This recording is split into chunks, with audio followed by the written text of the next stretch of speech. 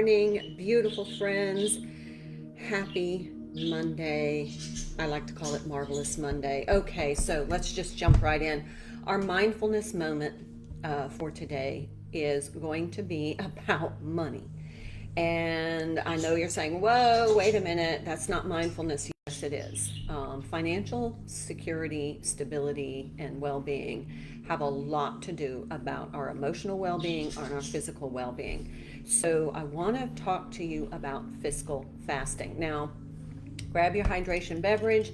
Let's have a sip and a sit while I share with you my strategies for improving my financial well being. So let's jump in. Hold on, I need a sip. All right. I want to talk about fiscal fasting. Yeah, things are a little bit messy behind me. I'm going to tell you why. Fiscal fasting. I always schedule the last week of the month as my fiscal fast. And what is fiscal fasting? And why do I do it? Fiscal fasting is just reducing your spending to only that which is necessary.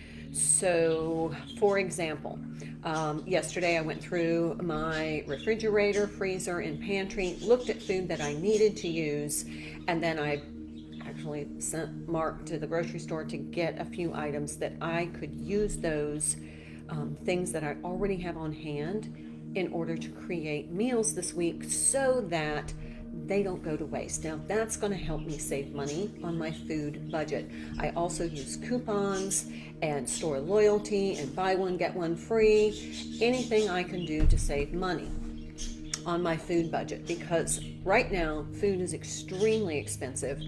And when I'm really smart with my money, I still can focus on those fresh, wholesome foods instead of going to the cheaper processed foods. You know, the boxed things that make life easier, but they're not as healthy. So that's one of my strategies. Another strategy for fiscal fasting is using the almost empties. Now, this is going to help you declutter, and I mean cleaning products, makeup, toiletries, anything that you have is all your laundry products.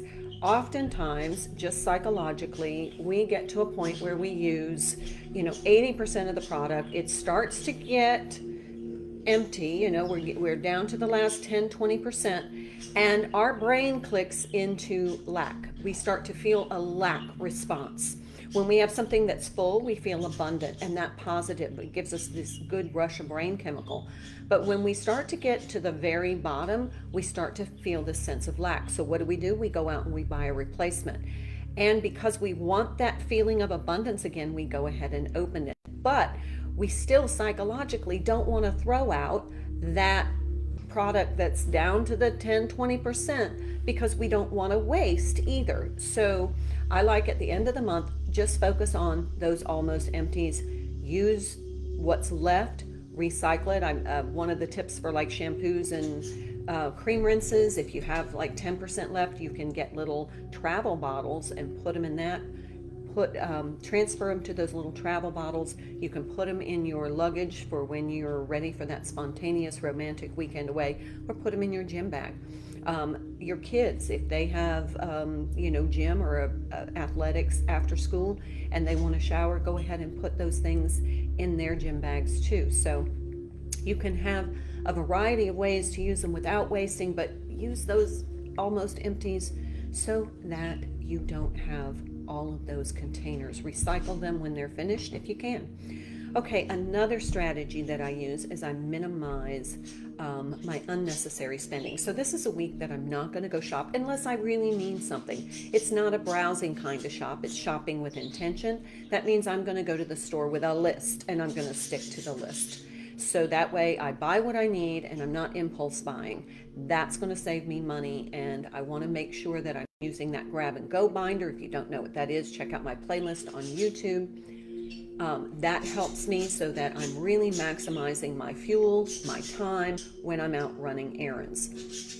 And then another thing that I do during fiscal fast, since I plan to be home more, I like to do kind of my, not every nook and cranny clean, but my monthly deep clean. So that's the time I'm going to dust the ceiling fan, clean the windows, wipe down the baseboards, make sure I, vacuum in all the corners and crevices, make sure everything's organized. I just open the drawers and check them, open the cabinets and check them, make sure everything is in its place. And then that's the deep vacuuming. You're going to vacuum the couch. I wash my shower curtain. You get the gist of it. It's not stuff I do during the light every week cleaning, but that last week of the month, it's kind of like my monthly reset. I do a little bit of deeper cleaning. That way I'm keeping up and not catching up. So what happens when we employ this fiscal fast or whatever strategy you use? When you are out shopping and you're a lot of times impulse buying. Stores are designed for impulse buying. Their layout is designed for impulse buying. As you wait in line, you're going to see all these little low-cost items because you'll pick those up if they don't cost very much and you have nothing but time waiting in that line. So you're more likely to purchase these little inexpensive items, but it all adds up. Also, when you're out shopping, when you buy something new, it's new and novel, which releases dopamine in your brain. You get a little happiness hit. You get it home, it sits in the bag, you don't even put it away. It just sits there. If it's clothing, it goes into the closet, still has tags on it. You got the happiness hit. And oftentimes, you're done. You get it home and you're like, why did I buy that? So that's why I keep my receipts, so that I put them in my grab and go binder, so that when I have a little buyer's remorse, I'm going to return those. But and everybody does it, but as you become a little bit more refined and you do your what I call focus shopping, you focus on buying things that you need, and you keep your impulse buying to a minimum. Now, here's something that you may resonate with you. When I was out shopping, it was an escape. And it was an escape because my house was overwhelming. That's when I started doing this whole system, because